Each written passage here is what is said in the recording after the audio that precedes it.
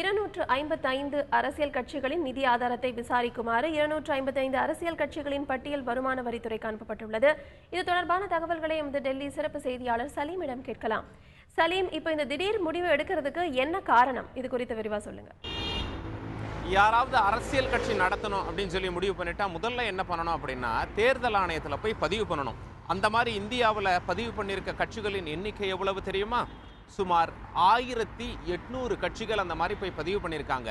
ஆனால் தேர்தல் ஆணையம் என்ன சொல்கிறாங்க, பெரும்பாலான கட்சிகள் பேப்பரில் தான் கட்சி நடத்துகிறாங்களே தவிர நேரில் கட்சி நடத்தி தேர்தலில் போட்டி போடுற மாதிரி தகவல் இல்லை. அதனால் தேர்தல் ஆணையம் என்ன பண்ணாங்க, இந்தியாவில் மொத்தம் சுமார் 1800 கட்சிகள் வந்து பதிவு பண்ணியிருந்தாலும் அங்கீகாரம் வழங்கப்பட்ட கட்சிகள் அப்படின்னு சொல்லி நாம் பார்க்கும் பொழுது 58 மாநில கட்சிகள், 7 தேசிய கட்சிகள், இவ்வளவுதான் அங்கீகாரமே கொடுக்கப்பட்டிருக்கு.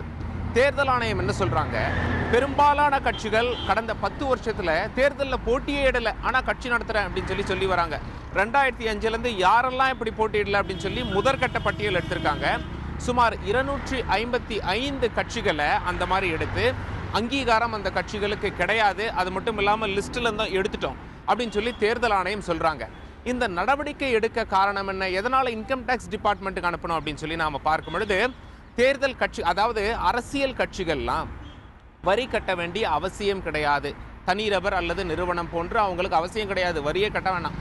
அது மட்டும் இல்லாம தகவல் அறியும் உரிமை சட்டத்தில் அவங்கள நாம கேள்வி கேட்கவும் முடியாது. எவ்வளோ நிதி வச்சிருக்கீங்க, எவ்வளோ நிதி வந்திருக்கு, எந்த கேள்வியும் தகவல் அறியும் உரிமை சட்டத்தில் கேட்க முடியாது. அந்த வரம்புக்குள் அவர்கள் வரவில்லை. இதற்கு முன்னர் ஆட்சி செய்த காங்கிரஸும் கொண்டு வரவில்லை. தற்பொழுது மத்தியில் ஆட்சியில் இருக்கும் பாஜகவும் அவர்களை இந்த வரம்புக்குள் கொண்டு வரவில்லை. சுதந்திரமாக இருக்கிறார்கள். 20,000 ரூபாய்க்குள்ள அவங்க டொனேஷன் வாங்கிக்கிட்டா காசுலேயே டொனேஷன் வாங்கலாம். 20,000க்கு மேலே டொனேஷன் வாங்கினா தான் செக்கில் டொனேஷன் வாங்கணும், அப்போ தான் டொனேஷனே தெரிய வரும். பல அரசியல் கட்சிகள் 20,000க்குள்ளேயே டொனேஷன்லாம் கணக்கு காட்டுறாங்க. சரியான கணக்கு உண்மையிலேயே அவங்க கிட்ட எவ்வளவு பணம் இருக்கும் என்றும் தெரியாத நிலை ஏற்பட்டுள்ளது.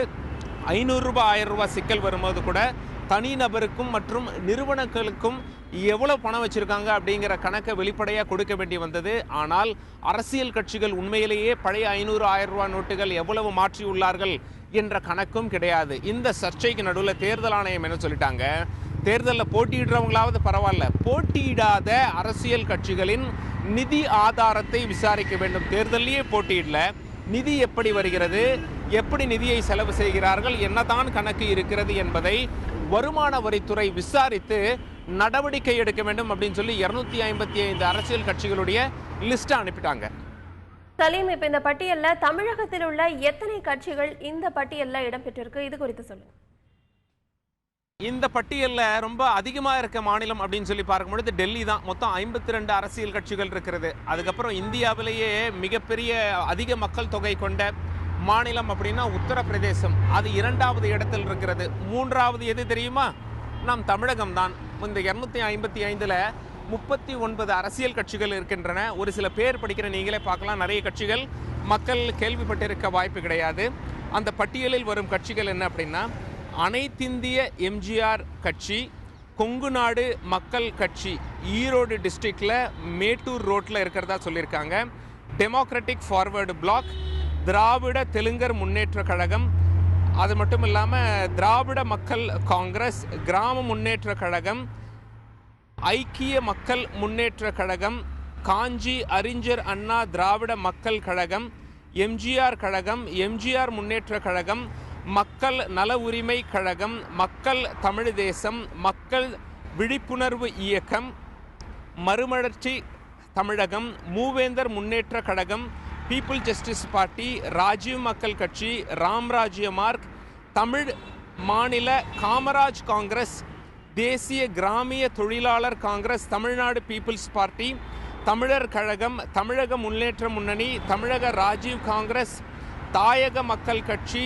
தமிழர் பூமி, தராசு மக்கள் மன்றம், தேசிய ஜனநாயக மக்கள் கட்சி, தொண்டர் காங்கிரஸ், ட்ரைபல் பீப்புள்ஸ் பார்ட்டி, உழைப்பாளர் கட்சி, உழைப்பாளர் பொதுநல கட்சி, இப்படியா சுமார் 39 கட்சிகள் தமிழகத்தில் இருக்கு அப்படின்னு சொல்லிட்டு தேர்தல் ஆணையம் பட்டியல் வெளியிட்டிருக்காங்க.